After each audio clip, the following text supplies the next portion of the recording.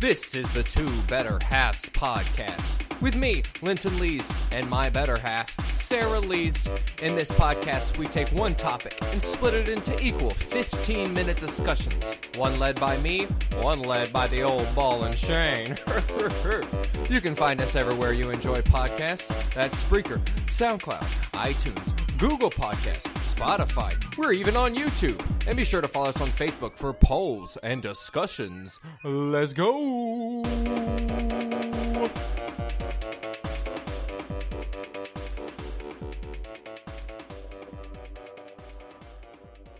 To be mean, I was being silly. Whenever I'm being silly, it's mean. But whenever you're being silly, it's being silly. I mean, I'm sorry, I didn't mean for it to be mean, so clearly... Can you think of the meanest joke I've ever made? No. Nothing, yeah. I mean, when I think of what I think is the meanest joke I ever made, I can't think of anything. And I can't think of anything to be the meanest joke you've ever made. No, I'm not a very mean person. No? Like, if I'm ever like, oh, God, I'm going to kill myself, you're never like, please do, free me. That would be really mean. But I've never done that. No, you've never done that. Because that's not really my style. It's not really your style. Hello, welcome to the Two Better Halves podcast. My name is Lenton Lees of the Great and Powerful Oz. And I'm Sarah Lees. I am neither great nor powerful nor Oz. So there you go. Doesn't nor only work for two things? What? When you use the word nor, like, I'm neither great nor powerful, you're not supposed to then say it again, right? It's supposed to be in a list of two. Or did I just make that up? I don't know. I thought it was supposed to be like either this, I don't want this, nor that. Or maybe it's neither. Maybe neither is the one. There's one of them that are like that where you're not, it's supposed to just mean like the two. I don't know. English is not my, first language. Language and your first grammar. Language is the language of sex. It definitely was not my first language. Before she spoke, she had already lost her virginity. That is not facts. And I'm not being, I'm not making an inappropriate child thing joke. I'm making a Sarah didn't learn how to speak until she was at the age of consent. Neither of these things are true. I never talked to you before you were of the age of consent. So how do I know? That is true. I based on your empirical evidence, I guess that is the conclusion. And I've never seen like a video of you from back then. No, because they didn't have videos back then. They had You watched movies, did you not? I mean, before the general family did not have cameras. Before you had sex, had you ever watched a movie? Yes. Boom. Therefore, I win this argument. Okay, you win. Baby, I won this argument, That's all you want in this world. Usually I ask, what you drinking? What you drinking? I am drinking a vodka with a sparkling cherry limeade water. I am drinking just a water. Big old jug of water. You do like your water. I like water too, though, to be fair. My blood sugar is very high, just so everyone is aware. So if it seems confusing at any moment, or slurry, or like I've just left, that's why. Let's beep it and see what it's like right now. It is 209. It's actually gone down a bit. It was 250 about an hour ago. So I guess I can't use that excuse for when I'm slurring. 209 is still a really high blood sugar. Yeah.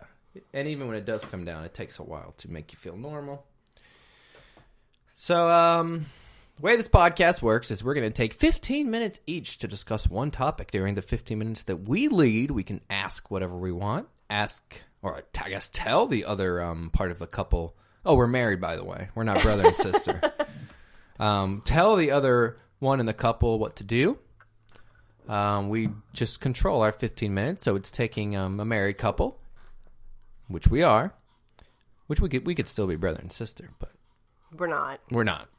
Well, I guess we kind of are now when you're married. No, that is not how But my that brother works. is your brother-in-law, right? Yes. So therefore, I would be your brother. No. Nah, I think so. No. Okay. And you can find out what both sides of the marriage believe on a topic and want to talk about. It's a good way to sort of force conversation, I'd say. The fact that people are expecting it, I can't just ignore you all day. Yeah, I mean, it definitely makes us answer honestly on topics that might not otherwise come up. And today's topic is, oh my God, there's a dog making a noise, is technology and children. Every time I've talked about this next episode, I've used a different way to name it. Like, that's okay. I named like kids, phones, tablets, and more. Shit We're like talking that. about robotic children, right? See, because I can't think of a good name, it's confusing. It's a little confusing. But What should I call this episode? I don't know, but I know what the topic is, so we're good. Well, if you're watching this, chances are you know what we ended up naming it. And I'm not going to name it Children and Technology because Sarah says that makes it Robot Kids. So, I don't know. I don't know what I'll name it. I'm just going to name it a bunch of coding numbers like the... And then if you go to it and you click it, it actually takes you to a website instead of the podcast episode. That'd be dope. I know. I'd be impressed if you could do that. I don't know how to do that. Usually at the end of these podcasts, we play a game, Sex, Marry, Kill, fictionalized characters. We're not doing that this week. We have a very, very, very special episode for you guys next week that you've been sending in ideas for called Sex, Marry, Kill Fiction Volume 1. Last I saw, the suggestions were in like the 60s or 70s. Yeah. There's a lot of suggestions. A lot of suggestions, a lot of really dumb ones, a lot of really good ones. And I think the format I want to do, if this is cool with you, now I'm going to ask you this now. So it's still, the two better halves things. We can say, all right, we're going to do 10 each. And so during my turn, I pick the one you have to answer. And then your turn, you can pick the one I have to answer. No, that makes sense. Because then if you want a repeat of something, like if you want to hear my thoughts on Veronica Mars trio, you can specifically ask me, but I'm not expected no thoughts to. because... Exactly. Because I have no thoughts. And we got several ones that are related to wrestling that they're wrestling things you don't get. You won't know. It's true. So, and you know some wrestling things, but you don't know some of the niche. Is that how you say that word? Niche? I think it's niche. I thought it was niche. Some of the niche. Well, it's got the E Or with the niche. thing on it. That's what I said before. Niche. I said, is it niche or niche? Niche. Niche? I'm saying something completely different from what you're that saying. sounds stupid. Better not be niche. We need to get I don't have an Alexa in here anymore. Damn it. Anyways, that's what we're gonna do our next episode. Then our episode after that, we're gonna do an unpopular opinions, and I also want to change the structure for this one. This is good with you? You're just flying off the handle, man. Well, if we're going to be doing our Sex, Marry, Kill games like every now and then as a whole thing, then I think we should try a 20 minutes and 20 minutes episode instead of a 15-15. I don't know. 5 extra minutes. I don't know if I can handle that. Okay. Well, we might not be doing that. The creative director of our podcast is shitting on my idea. I'm the creative director? When did that happen? Right now, when I was asking you if that was an okay thing to do. Oh, I got a promotion. Sure. Yes, it's an okay thing What was to your do. position before? Talent? That's true. That's what I should start calling you, because we're always like my co-hosts. I should start calling you my talent. I'll be your talent. Okay, we'll find out. Your 15 minutes begins right now. Oh, but I don't have my list up. Oh, sorry. Okay, no, I've got it. My 15 minutes can start. It's all good. Do you mean restart it? No, it's fine. Do we need to do special treatment now that you got your promotion? No. Oh, I'm a big wig. No, okay. So my first thing is we grew up. I think we've mentioned before, but We grew up. What? For those of our we newer were babies. listeners, we are 10 years apart, so we definitely fit into different generations when it comes to things. So I'm really interested in understanding what was your reality like as a child with technology. Child being... I'm under... Like, I always 14. consider you're a baby, and then you're a kid or child, and then at 13, that is your teen. Okay, so then under 13, I think that's Under fair. 13. That's not really going to make this much easier because I don't remember exactly when we got computers and stuff. My memories were mostly growing up, little homeschool boy. We did it all in the books and the just pieces of paper. You know, we didn't do any homeschooling on the computer. Didn't really have video game systems. I think we had a Sega Genesis before we had any like Nintendo. So we had like the Sega Genesis. But as far as homeschooling goes, I had an incredibly social life. So many church friends, so many homeschool group friends, so many people that my parents had built relationships with so they could drop us off and have us be babysat. So most of my childhood, I can remember little bits and pieces of memories. Like I remember these really old couple at our church who would go and hang out with, and they had a Nintendo and Super Nintendo. And that's why I started playing Mario's and is it Zombie Ate My Neighbors? Or My Neighbors Are Zombies? Might be My Neighbors Are Zombies. Neighborhood Zombies. Okay, so... Something like that. So it wasn't really a big thing. Your parents didn't have to do a lot in terms of trying to like restrict or monitor your use of technology. I think they monitored it so well that we didn't have the possibility of doing it. We had a landline phone with the little voice, the recording. What did they call them? An answering machine. Yeah, sorry. I'm Gen X, Y, and Z, so I didn't know what they called those boxes that capture voices. My bad. I have voicemails. Okay, well, so there's not a whole lot there. So now that we have kids and you're on the other side. We have kids? We do. I thought we were babies. No. Make up your mind. God. So now that we do, what are your biggest concerns about our kids and their use of technology? What are the things where you feel like it's the biggest places where we need to be aware, we need to intervene, where parenting really comes into play with their technology? Okay. To me, my big things are, if you don't have that technology for a bit, you can still function. Which we do a bad job at that being how it is, because it's hard to know when the power is going to go out or when one of the kids is going to lose their phone. Like if one of my stepkids loses their phone, it's not, oh, they lost their phone. All right, let's call it. It's everyone in the house is panicking because, oh my goodness, the phone can't be gone. Or if the power goes out and all of a sudden the kids can't have internet. I don't like it when then that's all they're going to talk about. When Scotland was younger, she would cry if her tablet wasn't working. Crap like that I really, really don't like. So it's more of a dependence issue for you. Yeah, I don't like the dependence on it. I would step in if one of the younger kids, Harper, when you're hearing this, my oldest stepson is now going to be 18. So, but if the younger ones, because one's 14 and one's 6, if they started getting into sexting and nudes and stuff like that on their devices already, especially the 6-year-old, that would be very, very upsetting. When the older one does it, or if the older one does it, I got you, boy. Don't worry. Doesn't really bother me, because in this day and age, certainly when I was 16, I wasn't sending nudes of myself, but that's because I was shameful of my body. I would do weird things. I would get into the AOL chat rooms, the 18 and older ones. I say this is a weird thing, but I'm pretty sure I'm going to find out that almost all of you guys did it. I'd go into the AOL chat rooms for 18-plus adults, and then I'd find someone to cyber sex with, and I'd pretend like I was somebody else, like a girl or like a really athletic dude, or like 2 dudes with a girl, or like 3 kids in a trench coat pretending to be a man, stuff like that.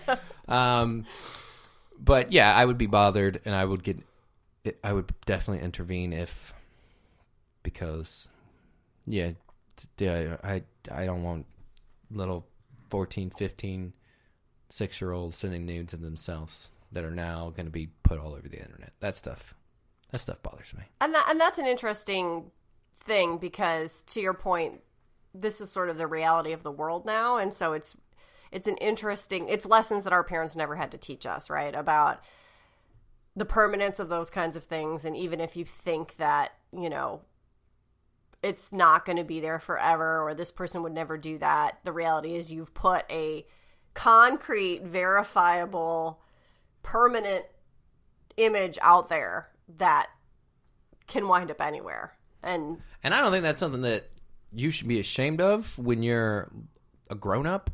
Like, I was just talking to a friend about this today about, because he knows a girl that is thinking about getting into like OnlyFans and stuff like that, and having naked pictures of herself all over there. And my point was, I think I would be happier if everybody was doing it. I'd like to be doing it, but there's still a lot of careers and stuff out there that if that does happen, you're gonna get screwed. Like if you can't have naked pictures of yourself out there and be like a teacher or a politician or stuff like that, unless you're Donald Trump, am I right? So I hope we're heading more. I hope, when we listen to this podcast 10 years from now, when no one knows what COVID means, there's not shame in any career if you wouldn't have been naked. But that does not apply to 14-year-old girls. No, absolutely. As a consenting adult, your ability to have autonomy over your body and what you do with it is very different from someone who's a child. So thanks. I'm just saying I agree with you. You don't gotta be so and mean I'm just about saying it. Thanks. Okay. So yeah, my big worries are dependency to where, I mean, I would get mad if I lost my phone, if my phone broke, and I get mad when the internet's out. But if that's all you can think about, then very frustrating. I think that's a very fair point. So on the other side of that, then, what are the biggest benefits of kids having access to technology like this compared to when we were younger? And I mean, it's completely different. I mean, the main benefit is that it makes them happy, and I care more about that than what's healthy for them all the time, no matter what. I mean, being happy is healthy. No, I mean, it's supposed to be a joke. Like, if they want to brush their teeth with cinnamon and chocolate, they should just do that because it makes them happy. I mean, but that is the main thing. It's like, it's fun to have your tablets and your phones and be able to watch TV and play on the computer. Then there's the whole fact of 10 years from now, when everyone's listening to this about COVID, every job and every way you get about and do things in the world is going to be technology-based. That's where the future's going. All those, what do they call them? Blue collar? Blue collar. Yeah, those blue collar jobs that our parents were trying to get us prepared for. Now those are the ones that are all dying out. I can't go be an egg farmer now. There ain't no egg farmer jobs available. But if I want to be a website egg farmer, I could easily make a website called eggfarming.com. And you go there and you farm eggs and boom, be a millionaire. Damn, I didn't write that idea down. Eggfarmer.com. That's great. I think that for me, too, the other thing is the way that it enables them to maintain social relationships. From the fact that, like, our oldest son, Harper, is able to make friends. He has friends in Romania. He has friends in England. And he's being exposed to all these different cultures that he wouldn't otherwise be exposed to, and really learning more about the diversity of people and how different people think. And that's really interesting. And then, like, through COVID, I don't feel as bad as I would have if it was pre-technology, because they can still call their friends and be in touch and have those connections where they couldn't otherwise. And, being a family where the older two kids are from divorced parents, they go back and forth. And so being able to maintain contact so easily with video chats and FaceTime and those kinds of things, where that wouldn't have been possible, when we were kids. And so it's that ability to maintain those social relationships, I think, is a huge benefit of technology. And this only really applies to one of the three stepkids, but it is something that I specifically like about her. So the fact that you don't have to rely on the 2 or 3 news channels that you can get.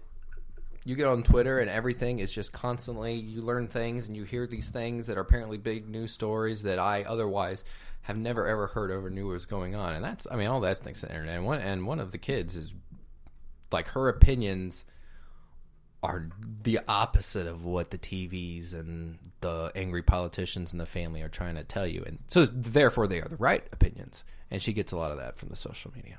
And TikTok's on social media. So I want all my kids to have it. I wouldn't take TikTok away. Yeah, I would say that this younger generation is watermelon sugar. Not only very well informed, but they're much more discerning. They seem to be more discerning. That's able, mean. They seem to be more able to pick through what is noise versus what is fact, because there's so much information, and so to me, more so than like my parents, they're better able to decide whether or not something makes sense, whether or not something maybe, they're seeing 5 different opinions. And so they're having to decide which one of these is more factual than the others, which one is the one that I should actually believe. And it's not just, oh, well, I saw it on the internet, so it must be true. Yep. Definitely agree with that. But it hasn't been a big deal in our household that, the only one of them really cares about the news and stories and white privilege and all that good stuff. She's giving us lectures on white privilege earlier today. It was pretty good. I was pretty proud of her. I was like, yeah, you tell me why that's bad. Girl, you getting it. I'm constant. She has very well-formed opinions. So I think there's so many arguments why it's so good, the technology in our children's lives. And then the argument against it are things like some old person on Facebook posted pictures of kids these days, and they're all just staring down at their phones. And that's their argument, is kids these days look at their phones a lot. That's stupid. I think if you're interesting enough and you're in a public place, the person you are with is not going to stare at their phone. They're going to want to engage with you. So I think the real issue is you boring as fuck. And this doesn't happen to me. And if I do see a friend that I'm talking to and they're staring at their phone, I'm a dick to them. And they stop doing it. You got to make people feel bad so they change personally to suit you. That's the main thing. And there's always been distractions, right? I mean, I could be easily distracted without having a phone in my hand. Yeah, and it used to be you get distracted by abusing your wife and not letting black people have rights. But now, it's just looking at a phone. So, come on. Well, I can't argue with that. All right, so... And again, people don't get distracted. Like, if you're watching a really good movie, you're not staring at your phone. If you are, it's not a really good movie. It's true. And the fact that... No, now we're going to go. Technology is such a big part of your life. It's not always you're just scrolling and you're just texting some friend, yo, what's up? Usually when you're when you're going through your phone and checking stuff, and it's because there's something that you are invested in your phone, and that's fine. So you need to be more interesting than whatever people are invested in their phone. You lazios. Stop talking about boring stuff. That's what it is. It's small talk. Small talk's the problem. Yeah, you really hate small talk. Ooh, I hate small talk so much. And my best friend, who lives downstairs, anytime we see each other for the first time, he tries to engage in it. It makes me so mad. And that's why I give him all those mean looks. That's why I'm like, gosh, little bitch. And then when I do that, we move past it and we start talking about the important things. Well, like gummy worms and friends that we used to have that are now fat. Stuff like that. That's people important. We both find hot. That's important stuff. Yeah. All right, so there's a lot of talk out about, we need to limit screen time. We need to, be Who's worried. saying that? I mean, it's all over the place. Worried about how much our kids are engaging with all of these technologies. To your point,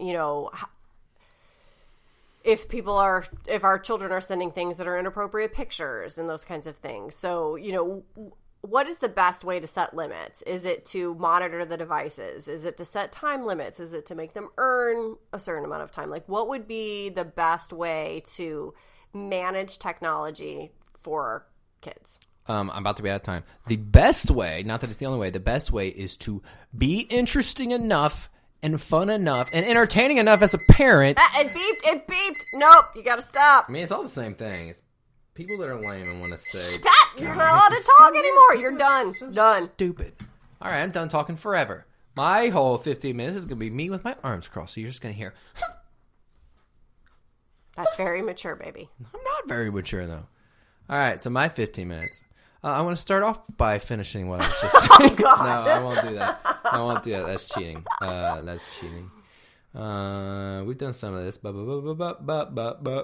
Okay, but one of my questions that I had planned is if your kid's doing inappropriate stuff on their phone that you're not okay with, what do you do? If you feel like they're actually there too long or they're sending inappropriate stuff, literally, what's going to happen? Yeah, so it's a little not what would be best.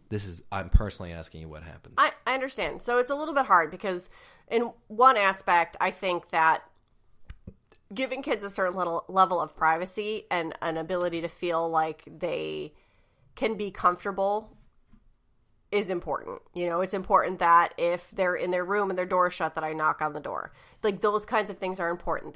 They should be able to have some things that I do not access. And that's where it becomes difficult, because I certainly would never want to be in a position where I read every single text that my child sent, because I think they need to have a little bit of privacy.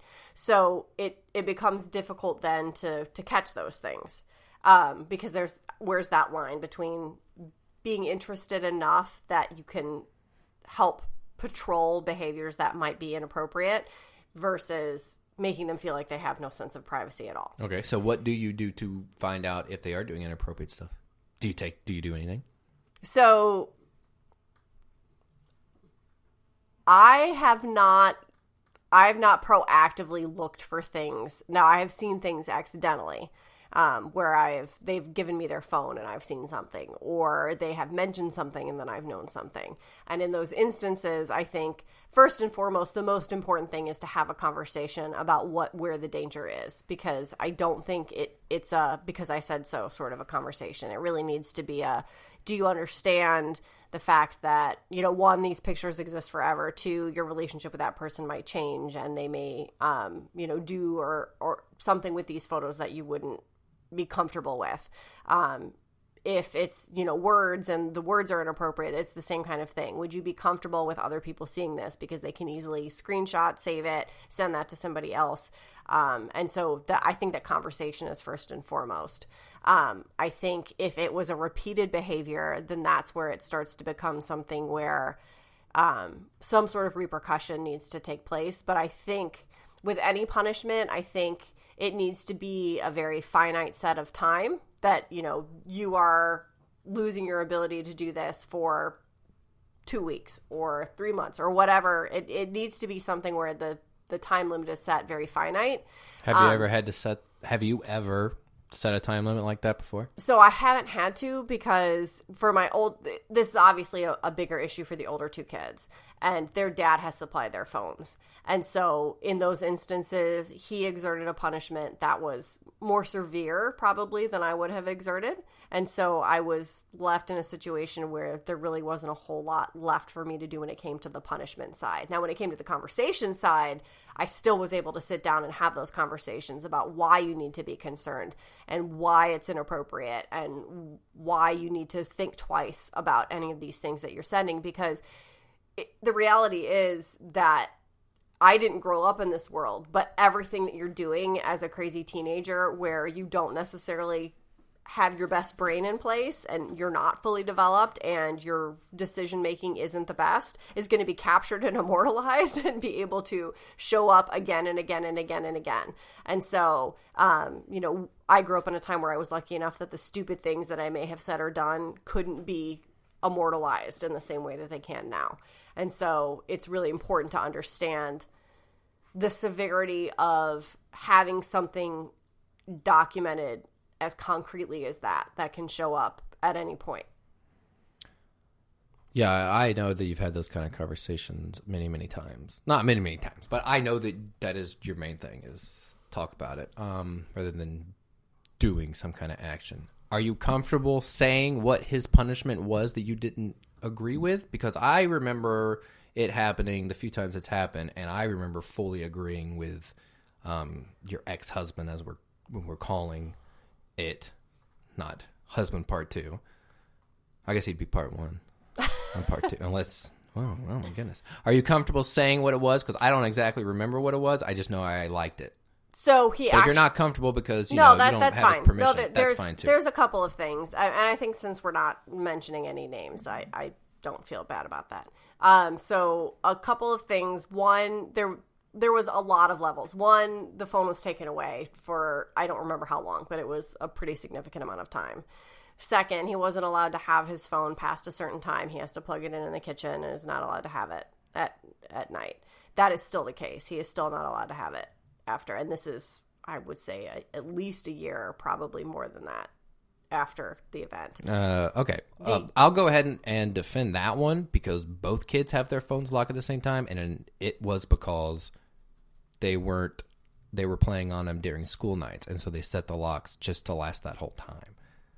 Okay, and then the last one was he actually had his camera removed from his phone. Okay. So he is not allowed to take pictures of anything at all. And you didn't agree with any of those? And again, he still cannot take pictures with his phone. Mm-hmm. It is a pretty substantial amount of time later. Okay. I've already said that I feel like having a very set time limit of this is how long it's going to happen.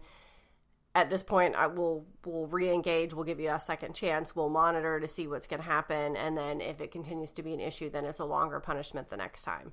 I feel like the fact that it's just sort of this I've asked and he's asked, and I've been given no time frame on when he would be able to have access to that again. He tells me he hasn't been given any time frame on when he would be able to have access to that again.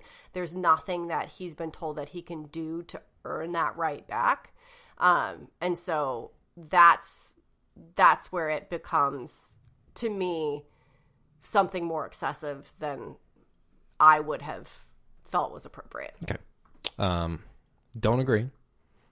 Personally, because I know personally that it was started because of one thing he did, but the repeated behavior every 2 or 3 months has led to that.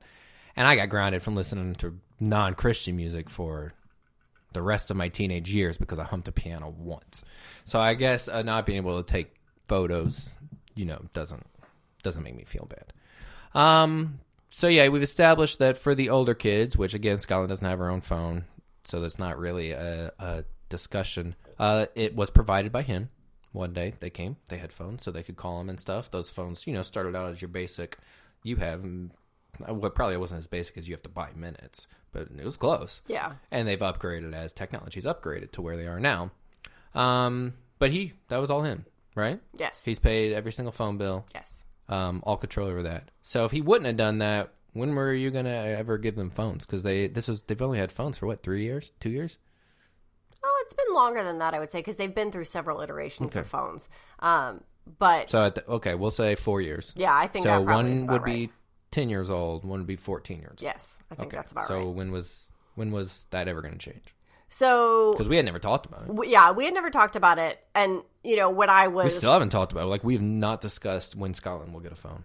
When I was younger, my thought was always, well, once they drive, because that was like, at that point, you will be away from me in a spot where you may need to contact me and have an emergency. I think the world changed a lot from what I initially had that thought. I think one of the things that I've already mentioned is it's a really important way for kids to be in touch with each other now. It's a very important part of socialization. So I think that becomes really important, and I think it becomes important far sooner than when they can drive. I think that there's been a lot of times where the 14-year-old in particular is very active in participating in activities. The current 14-year-old or the one that would have been 14 when they got their phones? Oh, the one who's currently 14. Okay, because I thought we're... No, yeah, okay. I'm not sorry. sure what your point is. No, but she is very active in activities, and she has been for a long time. And so there have been several times where I've been very grateful she had a phone because practices got changed or things happened. And so my time frame of needing to pick her up or be somewhere to get her, it would have been harder for her to communicate that to me. So I think that my time frame has shifted from when you drive to when you start engaging in those after school activities, being places where you're going to be further away, and that need to communicate changes in the situation or details about how we can get in touch with each other starts to become more important. And I think that very much coincides with when as children it becomes much more a part of your social life. Like right now for Scotland at being 6, that's not a part of socialization that exists. It's much more about kids just playing with each other. But when it gets to the point where, she's in 4th, 5th, 6th grade and she's starting to stay after school for things and doing those kinds of things, I think that's the point that really, at least as of now, coincides very much with kids starting to have social media be a big part of the way that they engage with each other. And that... Great answer, but just make sure that is your answer as to when we should give Scotland a phone, or that's your answer as to that was your plan before the other kids had a phone. So it's my plan before the other kids had a phone would have been, well, once they start driving. Okay, but so I started to realize, and I definitely realize now and appreciate. Do you think you would have realized that if they wouldn't have gotten their phones? I do, because of all of the after-school activities that Hannigan engaged in. So Harper, who you're upset, or not upset, but you disagree with him not having his camera and not having access to getting on it late at night, he'd never get a phone then under this setup because he never has had after-school activities. He's never had not with us activities, and he doesn't drive. No. So Hannigan would have had a phone for 2 years already, and Harper... No, because I think Hannigan would have made me realize how much of an important part of socialization... I didn't appreciate how much a part of socialization for kids it was, because it wasn't a part of socialization when I was a kid. And so I think I really needed to understand how that fit in to understand. So it would have come from necessity of she's doing things are changing all the time. She's not able to get in touch with me, and I don't know when I need to come get her or don't need to come get her or what's happening. And then I would have gotten them both phones because that would have been the appropriate thing to do. And then I would have realized, I would have seen by seeing it how important a part of socialization it is now, and realized that things are so different from when I was a kid. So, and she really started doing her after-school activities. It was like 4th, 5th grade. Okay. That's when the school actually started to let them like do plays after school, and they could join track club, and that was the age I didn't think she had a phone yet when she was doing plays, because I remember her doing plays, but I might be wrong.